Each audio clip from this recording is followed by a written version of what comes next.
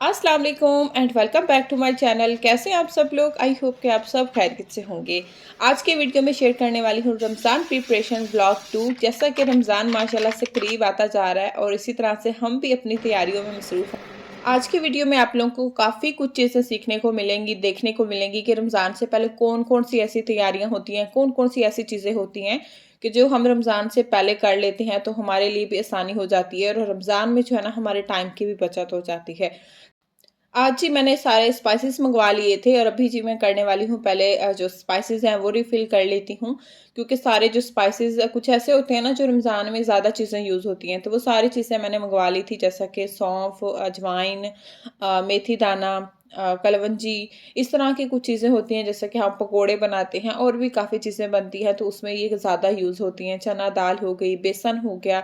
अच्छा, ये सब चीज़ें मैंने ऑलरेडी मँगवाई थी और इसके अलावा फिर मैंने बाकी जो ख़त्म हो रही थी आज और भी मँगवा ली थी कि क्योंकि ये चीज़ें रमज़ान में ज़्यादा यूज़ होती हैं तो इसलिए इन सबको रिफ़िल करके तो मैं रख दूँगी और बाकी जो स्पाइसेस देखूँगी ख़त्म हो रहे हैं या कम हो रहे हैं तो फिर वो भी मैं हाथ के हाथ मँगवा लूँगी।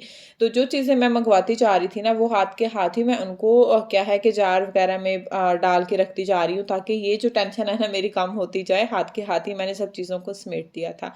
उसके बाद जी फिर यहाँ पर मैं ज़ीरे को रोस्ट करने लगी थी जैसा कि ज़ीरा हो गया, धनिया पाउडर हो गया, काली मिर्च पाउडर हो गया, गरम मसाला हो गया।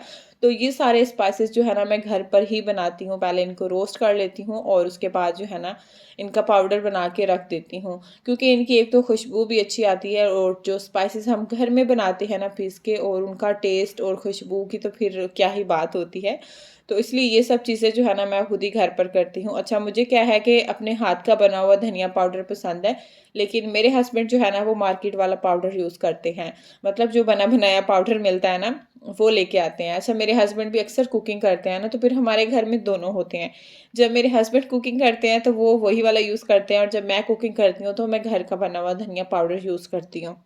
जी, ज़ीरे को भी मैंने रोस्ट कर लिया था और जो धनिया था उसको भी मैंने रोस्ट कर लिया है, तो बस इनका अभी पाउडर बनाऊँगी और उसके बाद जो है ना फिर इनको जार में डाल दूँगी। अच्छा, ये जो पाउडर बनाने वाला काम होता है ना जैसे ज़ीरे का, धनिया का, गरम मसाला, काली मिर्च का, तो ये क्या होता है कि ये सारे काम मैं एक ही साथ करती हूँ। क्योंकि एक ही साथ करती हूँ ना फिर ये चीज़ें तकरीबन जाके एक ही साथ ख़त्म होती हैं। फिर जब भी मुझे ये मसाले बनाने होते हैं तो फिर एक ही साथ ही ये सारा काम ख़त्म कर लेती हूँ। फिर ये नहीं कि एक दिन ये चीज़ ख़त्म है वो बनाएँ, दूसरे दिन ये बनाएँ।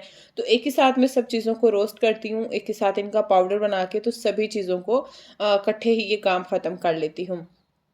बस जी साथ-साथ इनका पाउडर बना के ना तो मैं स्पाइसेस बॉक्स में डालती जा रही थी। बस जी अभी काली मिर्च का पाउडर बना लूँगी और इसको भी फिर जी स्पाइसेस बॉक्स में डाल दूँगी। अच्छा, मुझे काली मिर्च या फिर धनिया पाउडर और ज़ीरा पाउडर इनको मैंने इनका फाइन पाउडर नहीं बनाया था। इनको हल्का-हल्का जैसे कहते हैं ना कि दरदरा सा कुटा-भुना, उस तरह से मैं इसको करती हूँ क्योंकि थोड़ी मोटी-मोटी जो काली मिर्च है वो भी अच्छी लगती है और कुटा-भुना जो ज़ीरा है ना फिर वो भी काफ़ी चीज़ों में हमें चाहिए होता है। तो इसलिए जी इनका मैंने फाइन पाउडर नहीं बनाया था।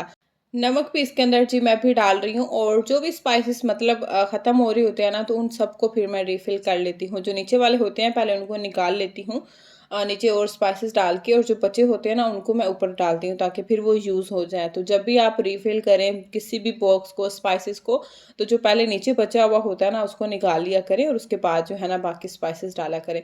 ये स्पाइसेस बॉक्स मेरा रेडी हो गया था और उसके बाद जो खड़े मसाले थे वो भी मैंने सारे चेक कर दिए थे और इस बॉक्स को भी मैंने रीफ़िल कर दिया था।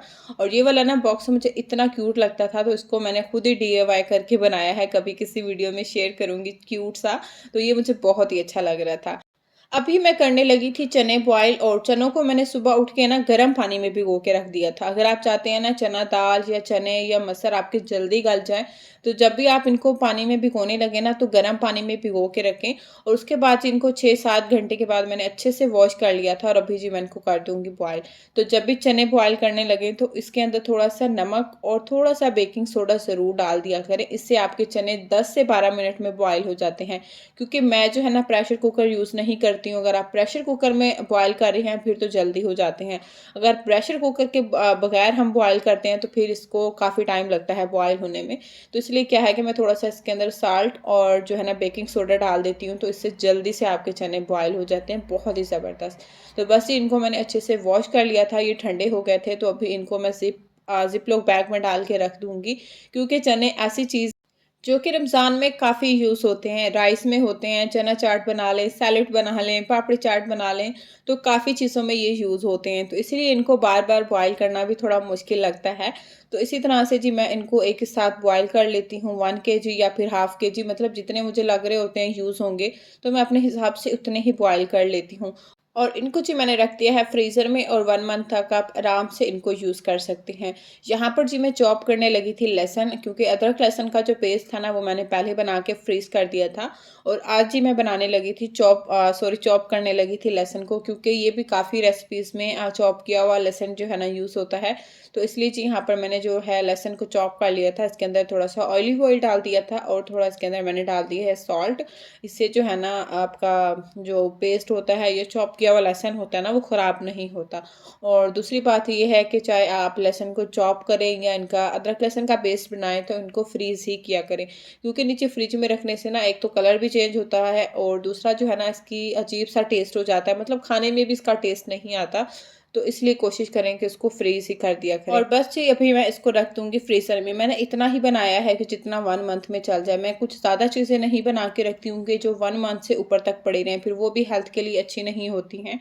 तो इसलिए मैं कोशिश करती हूँ कि जो चीज़ भी मैं फ्रीज़र में रखती हूँ 1 मंथ से पहले-पहले मैंने उसको ख़त्म करना होता है। यहाँ पर जी फिर मैं फ्राई कर रही थी ओनियन, और ये वाली जो कढ़ाई है ना, ये छोटी थी, तो फिर मैंने इसको बड़ी कढ़ाई में निकाल लिया था। कड़क और जल्दी आपके परफेक्ट ओनियन किस तरह से फ्राई होते हैं, इसके लिए क्या है कि आप इसके अंदर थोड़ा-सा सॉल्ट डाल दिया करें, उससे भी जल्दी ओनियन फ्राई होते हैं। और दूसरा, जब ओनियन फ्राई करें तो उसके ऊपर ही खड़े रहना है, इसको छोड़ के आगे-पीछे आपने नहीं होना, इसको प्रॉपर आपने स्पून से हिलाते रहना है। इससे आपके परफेक्ट ओनियन का कलर आता है, और बिल्कुल क्रंची वाले जो ओनियन है ना, वो आपके फ्राई हो जाते हैं। तो जब इनका कलर जो है ना वो गोल्डन पिंक सा हो जाता है, गोल्डन सा, तो उसी टाइम ही निकाल लिया करें। क्योंकि फिर ये है कि जब ये ठंडे होते हैं, तो ठंडा होने तक इनका कलर थोड़ा डार्क हो जाता है। अब जब मैंने इनको निकाला था, तो ये बिल्कुल गोल्डन थे, और अब देखें इनका कलर काफ़ी डल हो गया है, और बहुत ही क्रंची से ज़बरदस्त से जो है ना मेरे प्याज़ फ्राई हो गए थे। तो बस इनको भी जब ठंडे हो जाएँगे, तो ज़िप-लॉक बैग में डाल के रख दूँगी। और फिर जब भी आपको कोरमा बनाना हो, कोई भी खाना बनाना हो, तो बस यहाँ से आप थोड़े से प्याज़ डालें, और अपना जो है ना फटाफट से खाना बना लें। स्पेशल कोरमे में जो है ना ये प्याज़ यूज़ होते हैं, तो इसलिए मैं इनको फ्राई करके रख देती हूँ। स्पेशल रमज़ान में नहीं फ्राई करना है, मैं रमज़ान के अलावा भी इनको फ्राई करके रख देती हूँ। जब भी कोरमा बनाना होता है, तो उठा के यूज़ कर लेती हूँ। उसके बाद जो फिर मुझे टमाटर का पेस्ट बनाना था, तो यहाँ पर जो है ना मैंने पानी रख दिया था बॉयल होने के लिए। जब पानी बॉयल हो गया, तो उसके अंदर मैंने टमाटर डाल दिए थे। बस हल्का-सा ही इनको जो है ना 1-2 मिनट बॉयल दिलाया, और जैसे इनकी मतलब स्किन सॉफ्ट हो गई ना, मैंने चेक की, तो बस इनकी जो टमाटर की स्किन थी वो मैंने ऊपर से रिमूव कर ली थी, और उसके बाद जो है ना मैंने इसको कट कर दिया था। ऊपर से जो इसका व्हाइट वाला हिस्सा होता है ना, वो मैंने निकाल लिया था, वो हेल्थ के लिए बिल्कुल भी अच्छा नहीं होता। उसके बाद जी फिर मैंने इसका बना लिया है पेस्ट। जब हम इनको काट लेते हैं, तो फिर इनका पेस्ट आसानी से बन जाता है। और इसको मैंने बड़े बाउल के अंदर डाल दिया था। आप किसी बाउल के अंदर, किसी ट्रे के अंदर निकाल सकते हैं। और उसके बाद जो है ना मैंने इसको फ्रीज़ कर दिया था, और फिर इसको किस तरह से निकालना है, इसकी क्यूब्स कैसे बनानी है, तो ये आगे वीडियो में आप लोगों के साथ शेयर करूँगी। उस अभी मुझे बनाना है रायता, और उसके लिए यहाँ पर मैं पुदीने को साफ़ कर रही थी। अच्छा, धनिया और पुदीने को आप किस तरह लॉन्ग टाइम तक अपने फ्रिज में सेव करके रख सकते हैं, तो उसका तरीका भी आप लोगों के साथ शेयर करूँगी। जब भी आप धनिया या पुदीने को स्टोर करके फ्रिज में रखने लगे, तो सबसे पहले उसको आप साफ़ कर लें अच्छे से। जो भी ख़राब धनिया हो या पुदीना हो, उसको पहले निकालें, और उसके बाद जो है ना फिर आप या तो किचन टॉवल ले लें, या फिर आप टिश्यू ले लें, और उसके अंदर डाल के ना आप इसको फ्रिज में रख दें। तो यहाँ पर जो है ना मैंने सारा पुदीना साफ़ कर लिया था, क्योंकि आज मैंने ज़्यादा मंगवाया था, क्योंकि मुझे रायता बनाना था। तो जितना मुझे रायते के लिए चाहिए था, मैंने वो निकाल लिया है, और जो बाकी है ना उसको मैं यहाँ पर कर दूँगी स्टोर। तो उसके लिए जी यहाँ पर मैंने टिश्यू ले लिया था। अगर आपके पास किचन टॉवल है, तो उसके अंदर रख दें, नहीं तो आप इसी तरह से टिश्यू के अंदर रख के, तो इसको जो है ना आप किसी भी एयर टाइट कंटेनर में डाल के तो फ्रिज में रख दें। मतलब 20 से 25 दिन तक ये आराम से यूज़ हो जाता है, ना तो ख़राब होता है, और ना ही जो है ना ये ड्राई होता है। इसके अलावा आप जब भी धनिया या पुदीने को स्टोर करने लगें, तो इसको आपने वॉश नहीं करना, साफ़ ज़रूर कर लेना है। जो भी इसके अंदर गला हुआ धनिया पुदीना होता है, उसको निकाल लिया करें, क्योंकि फिर ऐसे ही हम रख देते हैं, तो फिर बाकी धनिया पुदीना हमारा ख़राब हो जाता है। और दूसरा आपने इसको वॉश नहीं करना, ड्राई ही रखना है, इससे फिर ये लॉन्ग टाइम तक चल जाता है। यहाँ पर जी जो धनिया था वो भी मैंने ले लिया है, मतलब पुदीना मैंने 1 गट्ठी ली थी और धनिया मैंने हाफ गट्ठी ली है। तो यहाँ पर जी मैं बना रही थी रायता, तो उसके लिए जो है ना मैं ये सारी चीज़ें कट कर रही थी। और इसके अंदर जो है ना रेत काफ़ी ज़्यादा होती है, तो इसको बास्केट के अंदर डाल के आपने बिल्कुल नहीं वॉश करना। जब भी इसको वॉश करें खुले बर्तन के अंदर पानी डालें, उसके अंदर डाल के इसको अच्छे से आप वॉश करें और फिर जो है ना इसकी जो रेत मट्टी होती है जाके निकलती है। तो यहाँ पर 4 से 5 मैंने लहसुन के जवे ले लिए थे और हाफ जो है ना मैंने इसके अंदर ले लिया है प्याज और इसको भी मैंने कट करके डाल दिया है। और फिर यहाँ पर मैंने ले लिए हैं हरी मिर्चें। हरी मिर्चें आपको जितनी चाहिए हो, कोई लोग तेज़ खाते हैं कोई कम खाते हैं, तो उसी हिसाब से आपने डाल लेनी है। हाफ गिलास मैंने इसके अंदर पानी डाला है, हाफ से भी कम था। पानी आपने थोड़ा डालना है और उसके बाद ही मैंने इसका पेस्ट बना लिया था। आप चाहें तो इस टाइम पे इसके अंदर नमक भी डाल सकते हैं और इसके अंदर ज़ीरा भी डाल सकते हैं, कुटा भुना ज़ीरा, लेकिन मैं जब बनाती हूँ रायता फ्रेश उसी टाइम ही डालती हूँ। तो बस ये इसके मैं क्यूब्स बना के इनको मैं कर दूँगी फ्रीज़ और फिर जब भी रायता बनाना होता है तो बस एक क्यूब्स निकालती हूँ और उसी से आपका रायता बन जाता है। तो यहाँ पर जो है ना थोड़ा-सा मैंने बाउल में छोड़ दिया था, जो कि मैं अभी फ्रेश रायता बनाऊँगी और आप लोगों को दिखाऊँगी भी सही। और जी जग के अंदर भी मैंने थोड़ा-सा पानी डाल के तो इसको भी खंगाल लिया था, क्योंकि ये भी वेस्ट ना हो। और यहाँ पर जी मैंने जो है ना 2 स्पून बड़े भर के मैंने दही के लिए हैं और इसके अंदर नमक डालूँगी और इसके अंदर रोस्ट किया हुआ ज़ीरा पाउडर डालूँगी और बस इसको अच्छे से मिक्स कर लेना है आपने। अच्छा, काफ़ी लोग क्या कहते हैं कि जब रायता बना रहे होते हैं आप तो उसमें क्या कहते हैं लस्सी डालें। भई लस्सी भी तो हम पानी डाल के बनाते हैं, तो इसलिए क्या है सिंपल आप पानी डालें और दही आपका पतला हो जाता है। क्योंकि जो हम यहाँ से दही लेते हैं ना वो काफ़ी थिक होता है, तो इसलिए जब भी मैं रायता बनाती हूँ तो थोड़ा-सा पानी ज़रूर डालती हूँ, फिर उससे जो है ना आपका परफेक्ट रायता बन जाता है। देखें इसका कलर भी परफेक्ट आया था और उसका टेस्ट भी बहुत मज़े का था। और यहाँ पर जो धनिया मैंने निकाला था जो बच गया था, तो बस उसको भी मैंने जिसके अंदर पुदीने को रखा था उसी बॉक्स के अंदर रख दिया है।